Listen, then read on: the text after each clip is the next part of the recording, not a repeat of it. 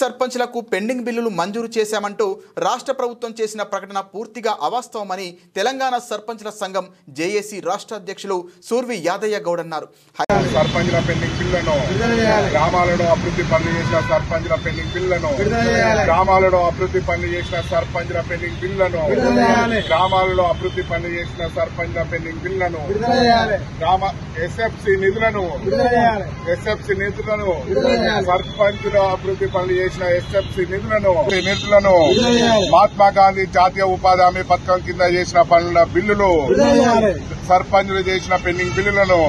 నిధులను ఎస్డిఎఫ్ నిధులను మన ఊరు మనబడి నిధులను నిధులను పెండింగ్ బిల్లులను సర్పంచుల పెండింగ్ బిల్లులను